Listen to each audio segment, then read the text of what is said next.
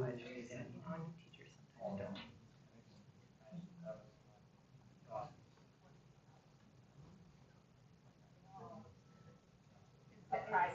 Motivated. Yeah. Well, that's one of the things why we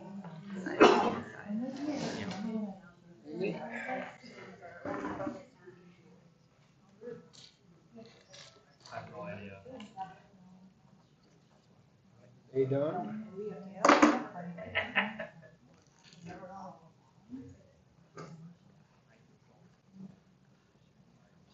What makes you think I want them? I got my own two that I'm probably not going to eat. We'll give them to Matt. Adam, Matt. Except I'll keep the Three Musketeers. Who's got kids?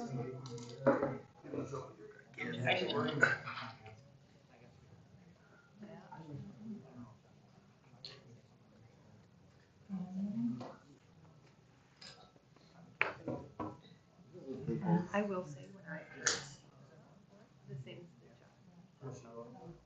I was like, whoa. Yeah,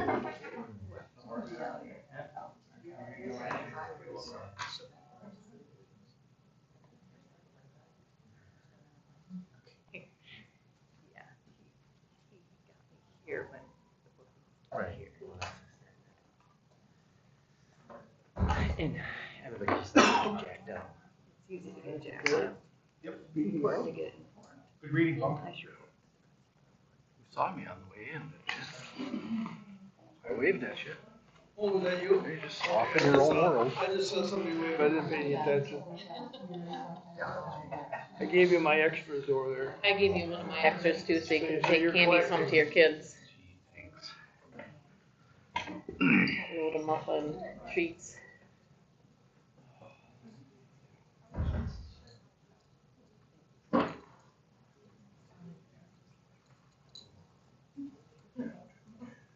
But it will look up later. Yeah.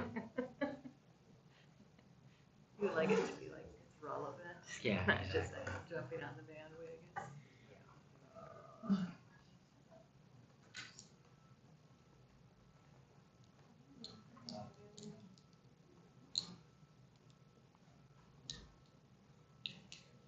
Good job, Mark. I'm sorry? Good job. I did it with one hand. Need some help? No, I got mine open. I need a lot of help, but I still can open the water bottle. Some of those soda bottles that damn near takes a wrench. Yeah.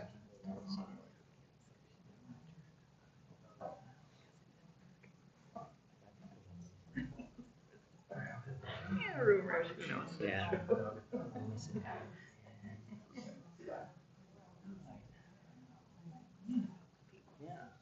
Hear me?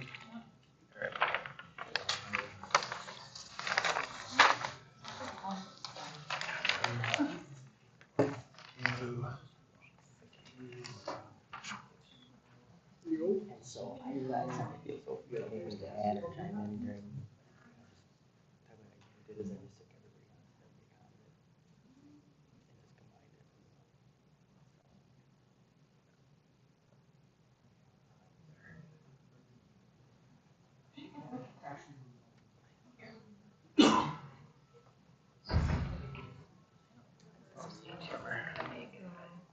Oh, last week. Ready? I made it. Mm-hmm. Isn't that breathtaking? There's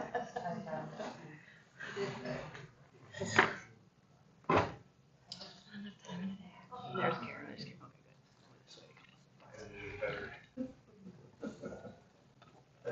Oh, shoot, I left my my Hackberry first. Oh, it's a different version. Completely different. Yes. Baby, blah, blah, blah. Actually, I'm not saying it right now. There's too many people around that where they're streaming. It's an oldie. Actually, it's on. Yeah, right. We I'm just lost, not gonna say it right now. we lost Cindy. Yep, tomorrow. She Story. stepped out to go get her iPad out of her car, she said. Well, we can get started. So we'll get started.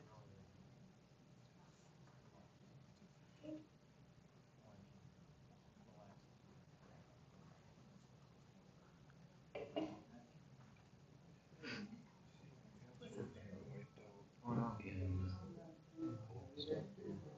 I did too. Started? All right, folks, it's actually 6:31. Let's get started. We're going to call this meeting to order. We'll start with the Pledge of Allegiance. I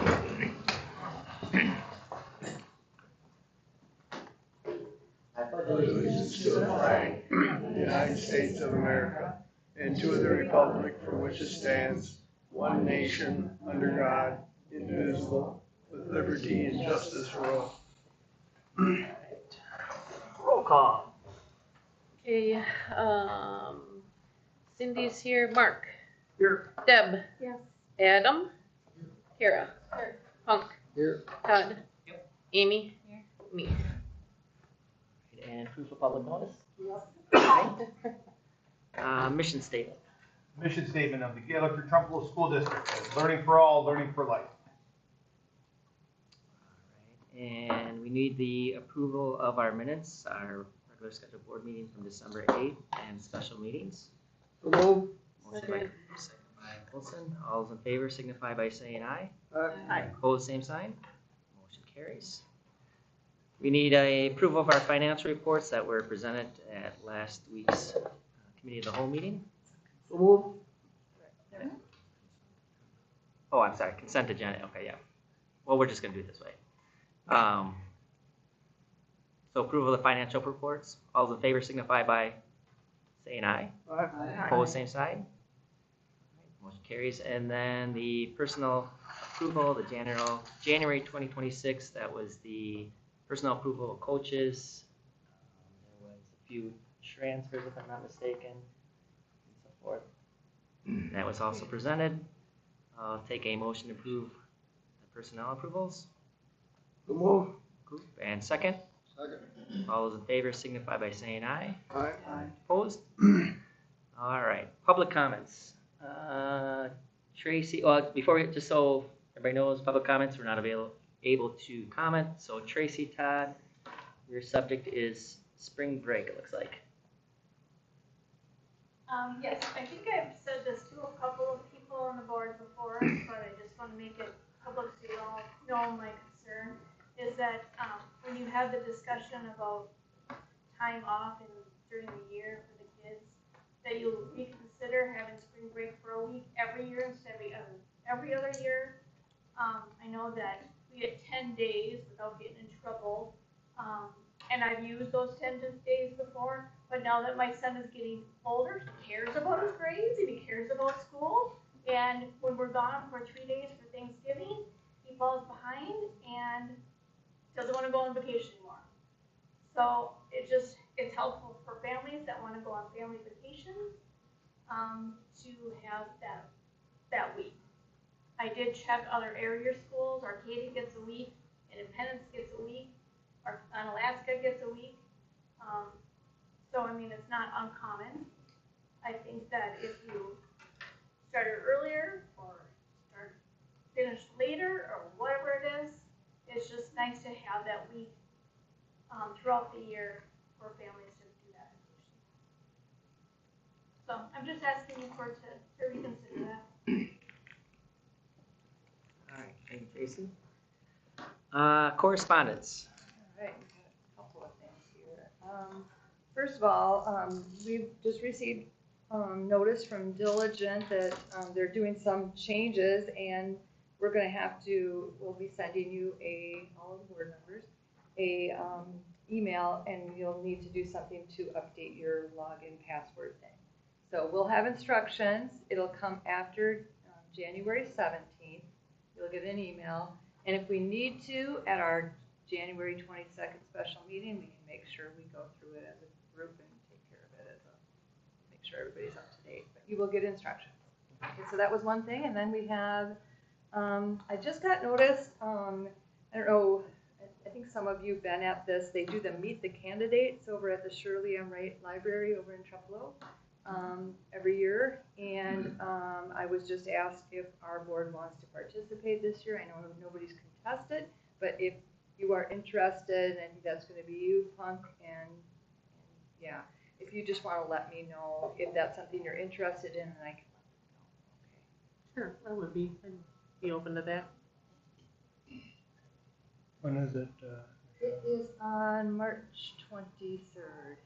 So I will get her your name and contact information, and then Okay, correspondence? that's it, of course. All right, staff and student recognition. I guess I'll go ahead and start. I'd like to recognize Brenda Gaucho, our custodial staff, and many of our community members. There was a small incident in the PAC on Saturday, and everybody stayed calm. The community members pitched in, and I think everything turned out at the end. But so I think it's a gentleman ran into a glass wall and damaged his nose, but thanks to Brenda, the community members stepped up, and yeah, so everything turned out right, I hope. But just it's really good to have a strong staff and a strong community. So yeah, that's. And having our bloodborne pathogen kits in an easily accessible place in the building was very helpful for us as well. So, I was just going to bring up about Rob Himrowski's. Yeah, that's good. I'm glad you got that. What? Do it. She's got it too. So. Oh, he was given the Apple Distinguished Educator. So that's quite an honor. On the screen. Over there. Do you want to? Oh, you got it up. I didn't see it. No, I'm glad you brought it up, Cindy. I'm just adding to it, just a little visual. It sounds just really cool. I mean, if people don't know what it is, it's basically, it honors, it says this is a prestigious global community of education innovators recognized for transforming teaching and learning through the purposeful use of technology. Anybody else?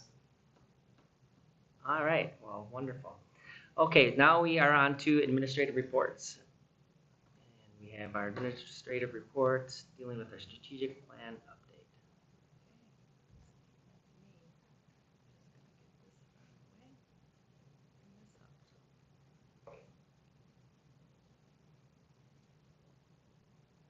All right. So I do have a PowerPoint, but you all have copies of it, so you can either look this way or look at your computer. But in January, we usually take a few minutes to review our strategic plan and kind of give everybody an update on the work that we're doing throughout the district. So one of the first things we worked on when we developed the strategic plan was our mission. We've said it tonight, learning for all, learning for life. Over the last 3 years, this statement has permeated our announcements and newsletters, weekly news feeds. I mean, we use it everywhere. You see it everywhere. We have fully embraced our mission statement, and we state it at the beginning of meetings like tonight to keep us focused on the right work.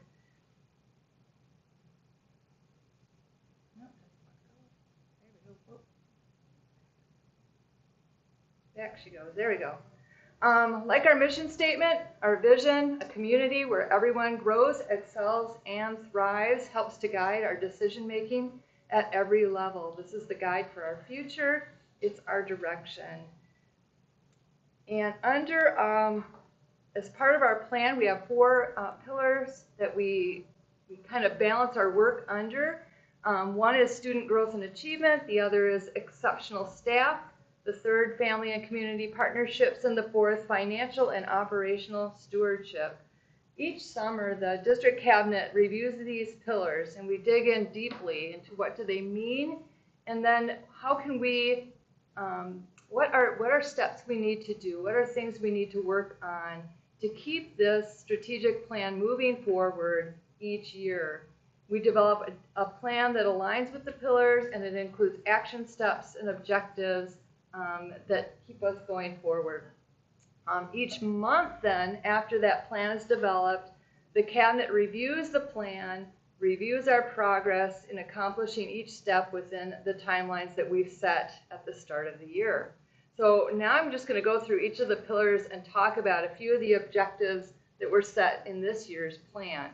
So under student growth and achievement, one of our objectives is increasing student proficiency rates. When you look at that little picture there, the blue and the other blue are our proficient students. This is actually some data right off of WiseDash, the Wisconsin DPI website, and it's our ELA rates.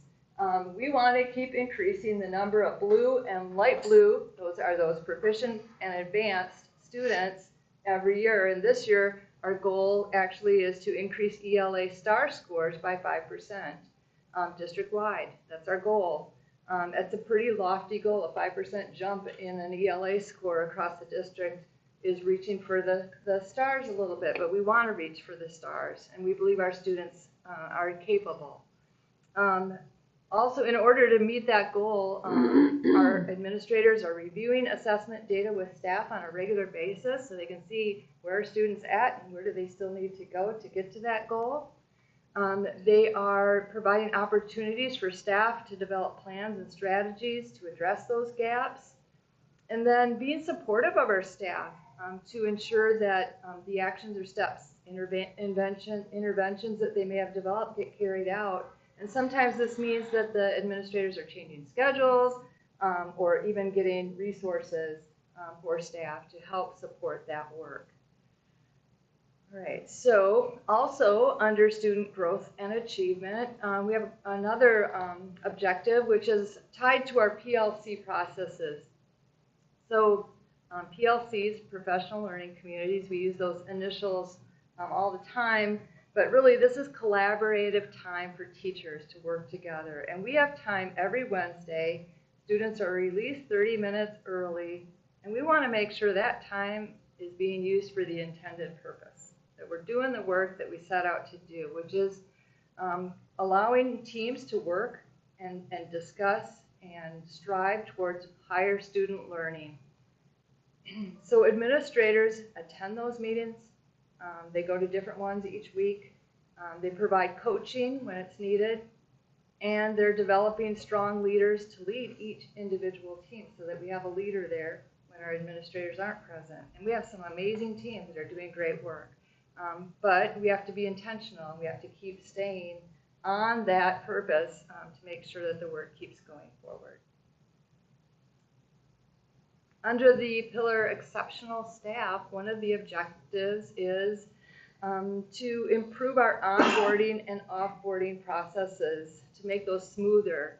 Why is this important? Because if we do this well, if you make it a smooth process for coming into a new job, that you feel welcome, that you know who you can talk to about problems, that you feel like you know what's going on around you, it starts you out positive and it keeps you positive longer. So we've been working on understanding the process. Actually, that is our onboarding process right there. I challenged myself to learn new technology this year, and that's Lucid. And we wanted to make it really clear, what does our onboarding process look like? But then how do we do it in a way that's more efficient? And so a team of us, Kendra included on the team, in fact, they met today, and they're working at making these processes really smooth by using software we already have, but we haven't really used to its ultimate levels. We've been using Skyward, this application, for financials and payroll, but we have never really used it fully for HR, and so we're pulling that in and creating fast and smooth and systematic ways to do our onboarding as well as offboarding of our employees. So that's one of our projects, and it's really been fun. Another area, or two more areas under exceptional staff, one is our mentor program, and I'm just going to look right to Sam Rude. That is really his baby, and I know he's talked about it a little bit, but I just want to say last year, great strides were made in the mentorship program for teachers, just amazing. It's a great program. Well, this year is just even better. I mean, it just keeps getting feedback and keeps tweaking it. So we're continuing to go forward with that. But what's new this year is our mentorship program for paraprofessionals. They're so important to our staff, so important to our students, and now we have a program in place that got developed and has been implemented. It's moving forward. Again, making those initial days, that first year, half a year, as smooth and as positive as possible for our employees so they know what they're doing and they have answers to their questions. We also this year developed a process for onboarding new substitute teachers as well to make their first days smoother and more welcoming instead of just getting thrown to the wolves on those first days when they walk into someone's classroom. So that's been exciting. In addition, PD, professional development, so important for retaining and maintaining a strong workforce. And this year we committed to 60 minutes of mental health education for all staff members on our in-service days. And that has been a real positive, understanding ways to help students. And as they learn how to help students, they also learn a little bit about how to help themselves. It kind of goes hand in hand.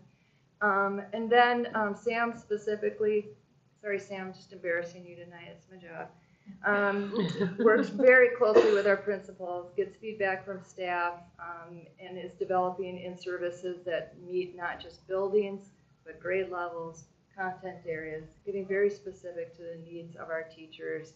And again, that would be able to happen without such a strong team.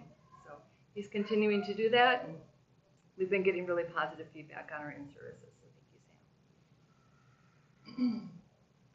So the next pillar, family and community partnerships. What have we been doing there? So always, every year, it seems like we have the same objective because we're always striving to involve family and community more and more and more in our schools. And this year, we're continuing forward with our Birth to 5 outreach. You may have seen that out on Facebook where we welcome families to come in and have positive experiences in the schools, get their kids excited about coming here.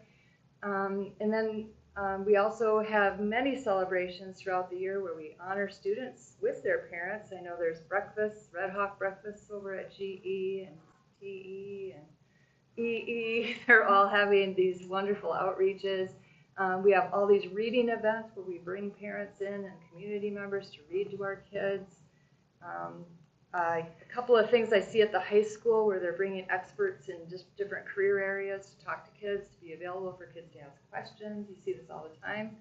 I've got this really great example, and I'm going to blank on the guy's name, but one of our kids, his dad is an electrician. And I don't know, we've got this stage over in the high school that's been kind of unused for a long time, and it just became a junk pile.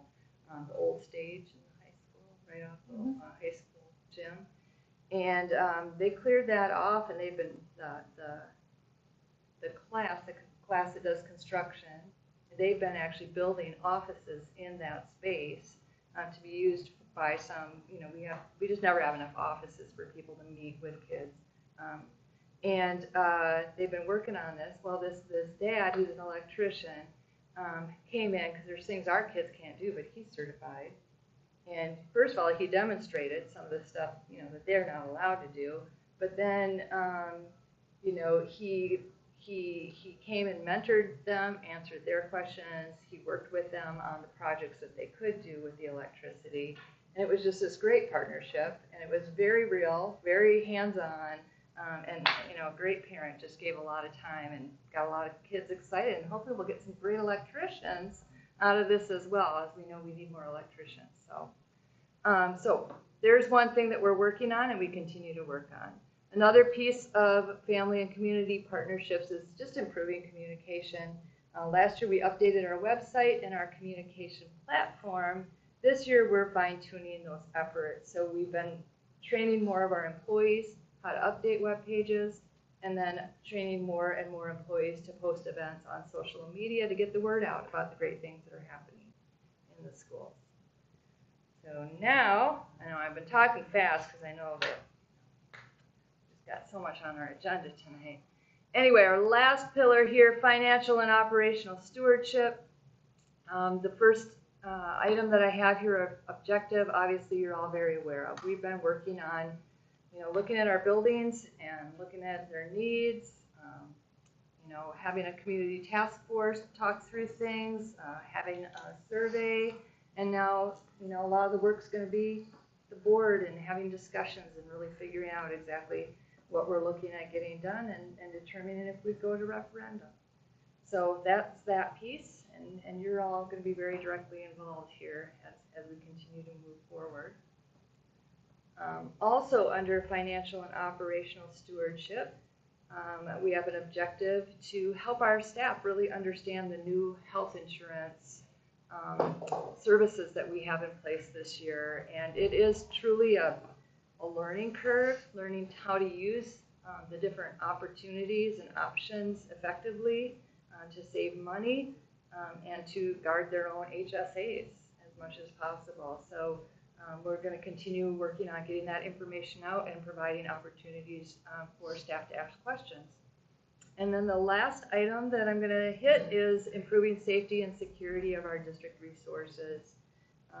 That involves building security, like improving PA systems and bells, network closets. There's been several projects, and I know Kat presented on some of this already, especially the second part, which is cybersecurity, which includes backups and network documentation, servers, and all that great stuff. I don't really understand real well, but she does. She's, again, been moving quickly on many projects, getting us to a good place, working with the right people to make sure that we have our needs covered. So I feel really good about the direction we're going. A lot of the projects are complete. Some are ongoing throughout the year. And we're continuing to move forward as we had hoped when we developed our strategic plan in the first place. So this just gave you a little bit of a look and update about what we're doing. And if you have any questions, I'd be happy to answer them.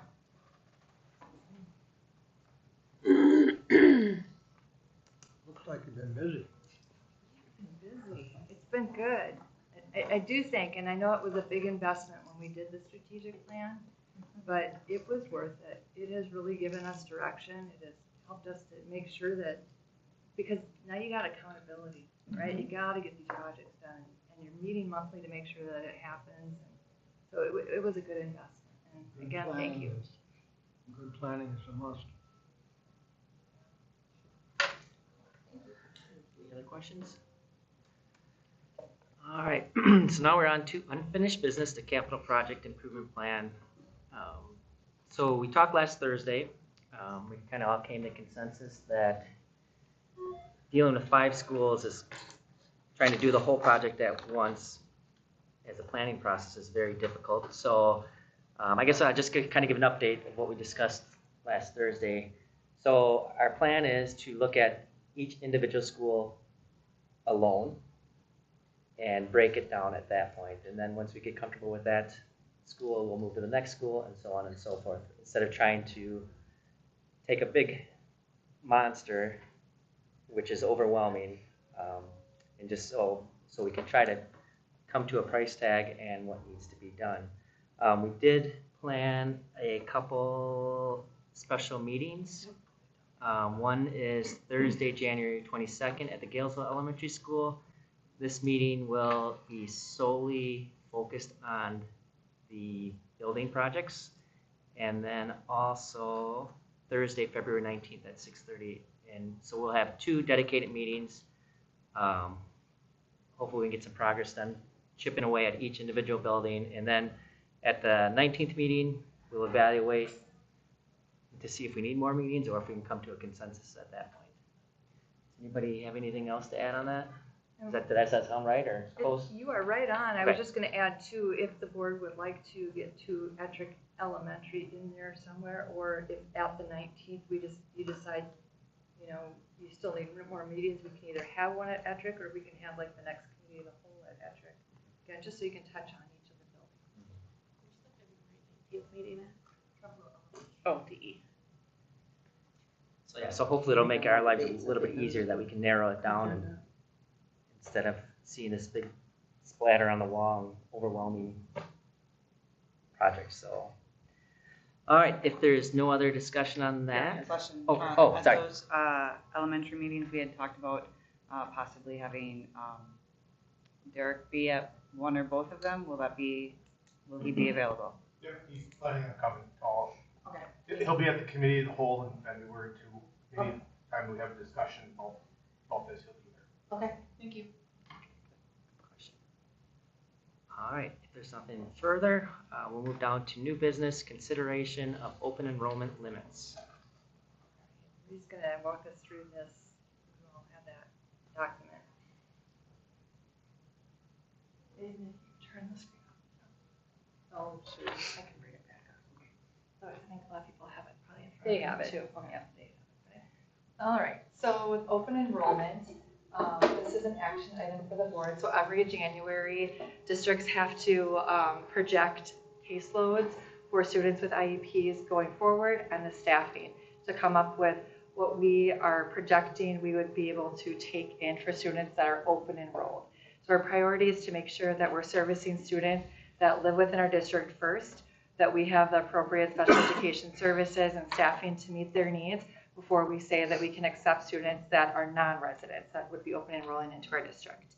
DPI gives local decision-making to districts to come up with their process for this, but they do give us a couple of different models between like a work caseload analysis and then also overall what they're recommending to be projections for the number of students on a caseload. So between looking at those two different guiding methods DPI gives us, we looked at our current students and we looked at our current staff and we rolled that forward and we came up with the following projections here.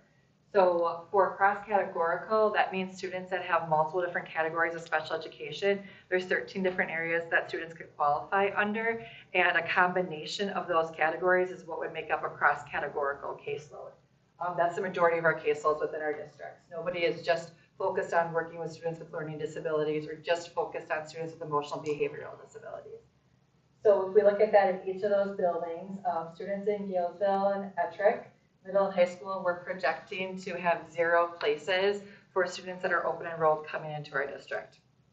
With our caseloads in Trempealeau, we're looking that we would be able to take up to 2 students that are open enrolled that would have IEPs into that building there.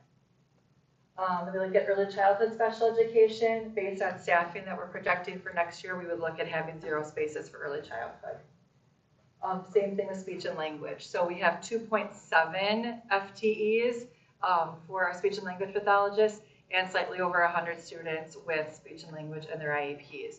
So that would also be another program that would be closed off to students that are applying for open enrollment with that and their IEP. The other ones, vision impairment, deaf and hard of hearing, OT, PT, and adaptive are all either related services or services that we contract from CISA for. So even though we might have those services within the district, if we were to service those students that were open enrolled, we would have an increase in cost to CISA for those services. So that's why we also cap those off.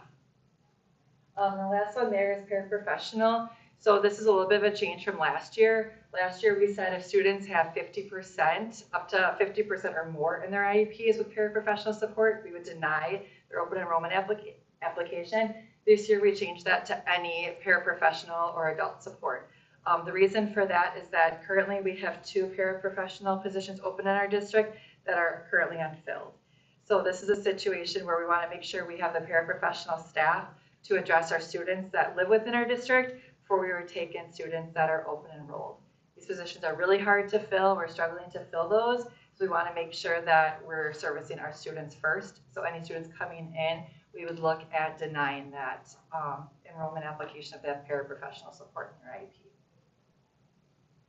Any questions? Yeah, Cindy. Do we have any students from our school district that are enrolled in voucher schools that we have to furnish services for? We do have students that are in a private school within our district. So I would say Yes. the best one to answer that. So. We do provide services to Korean every once in a while. I'm not sure of the. We do currently have Yeah. students that have service plans. So when our students are in private schools, they're not called IEPs, they're called service plans. So we do have students that are receiving speech and language services within our district under service plans. But vouchers would be something a little bit different than open enrollment. Because Berean is not a voucher school, correct? Correct. No. We do service students there though that fall within the IEP realm. Any other questions? You said this is an action item? Yes, it is. Okay. Well, with that being said, I would take a motion for the approval for open enrollment limits for the 2026-2027 school year. Second. Kara and Adam, all those in favor signify by saying aye. Aye. Opposed? Motion passes. All right, thank you. Yep. Consideration of band trip. I guess I'll cover this. You do have some information there. This came to us. Let's see, the high school is planning a music trip for the spring of 2027.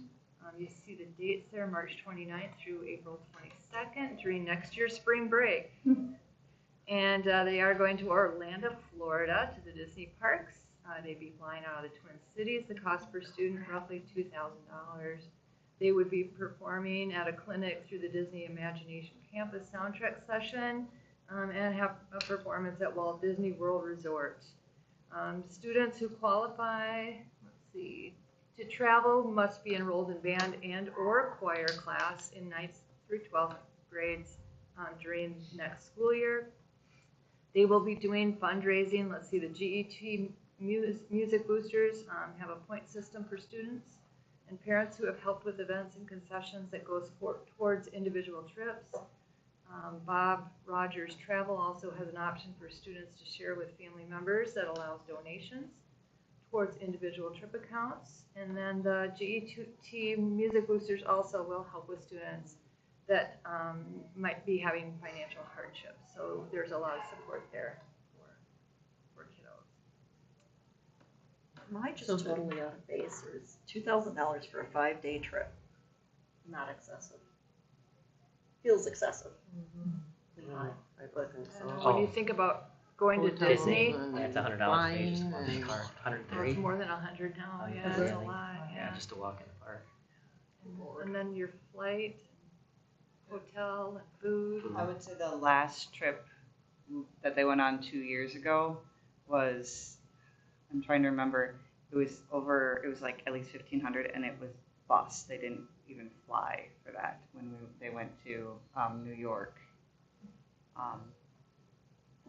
And that was over 15. So is it high?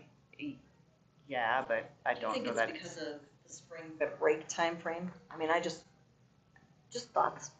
So you think it's too expensive or not? I do. You think I it's mean, too I pricey? I Okay. have friends that travel back and forth between Florida and Rochester on a regular basis for Well, a few then, $100. I would imagine they'd So, have to take just curious. equipment. I suppose so. Yeah, you're gonna have to Get all fly that instruments, and you're flying. $4,000 to transport the band equipment to Hawaii. Now, that cost, but that's all figured in as part of That's all figured in and broken down between I'm the it. students. Use the equipment that Disney Merchant Professionals and those other tools, some of the pieces are already available. So is this band and choir then? Both. So they'll have clinics for both groups? Is there a big difference between flying and a bus, like cost-wise? $75 for one to fly, and you get 2 more days in Florida. And you're not on a bus. that out already. And you're not on a bus that breaks down. There you Was go. it New Orleans when the bus broke down on the way back? Yeah, I think So- school bus. Give them a school bus. You can drive answering all my that, questions. you can drive that, Todd. So I'll just address the elephant in the room. I'm assuming everything's gonna be filed. Okay, yep, okay, perfect. I can also, I had a Good care. conversation with Eric about the financials. Mhm. Nothing comes through the school district.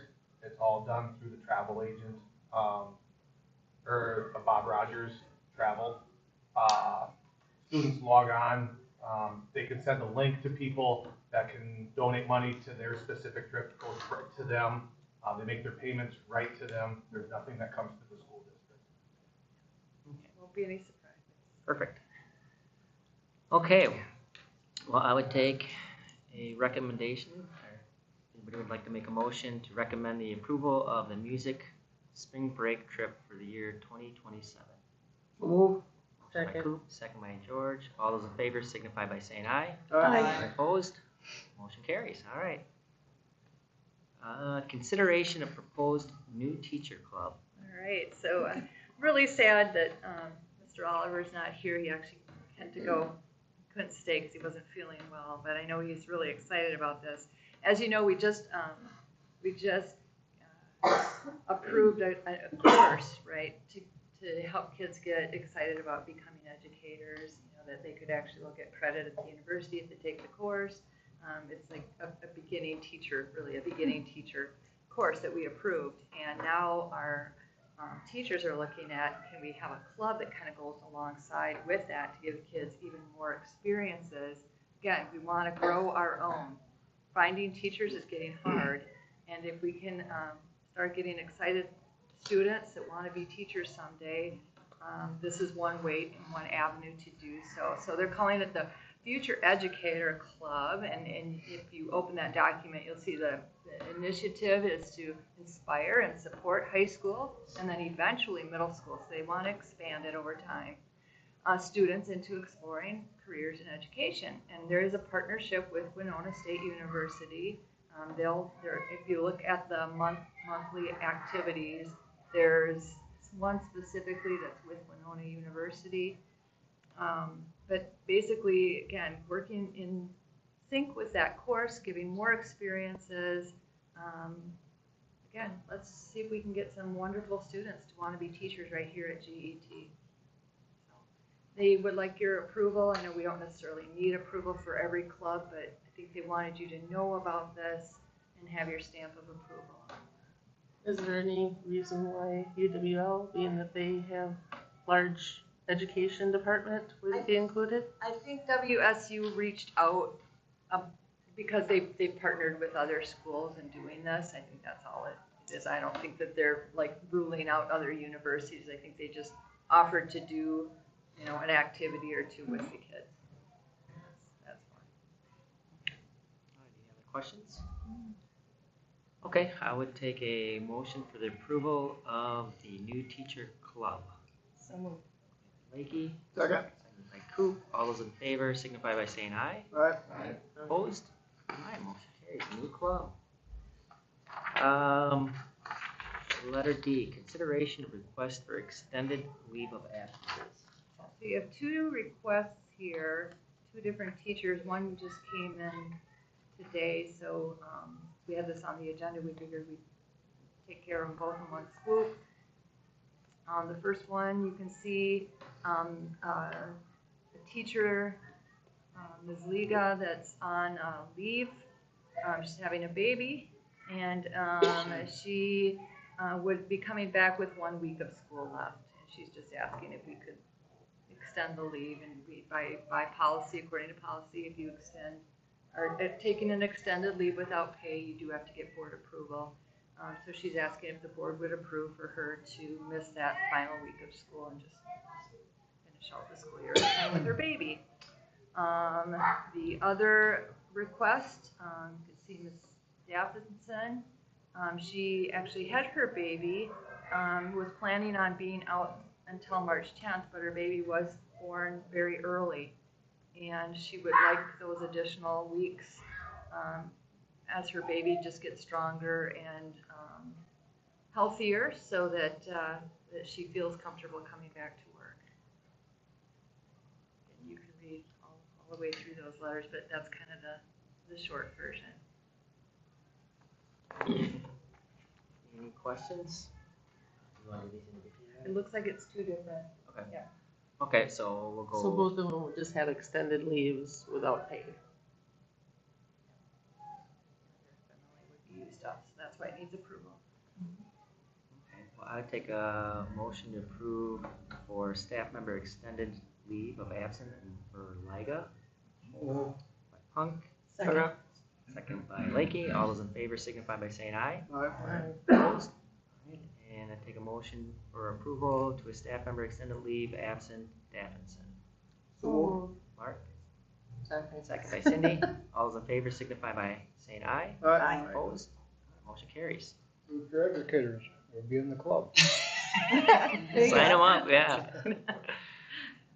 All right, committee reports. We kind of talked about committee of the whole, discussion on how we're going to move forward with the building project. That was kind of what we focused on last week. We'll go down to reviewing the dates for future meetings. We have January 22nd, a special meeting that we're going to discuss solely on the building project. That will be held at Gale-Ettrick-Trempealeau at 6:30. Thursday, February 5th at 6:30, we have a committee of the whole meeting. Monday, February 9th, 6:30, regular board meeting. And then Thursday, February 19th, we have another additional special meeting at Trempealeau Elementary at 6:30.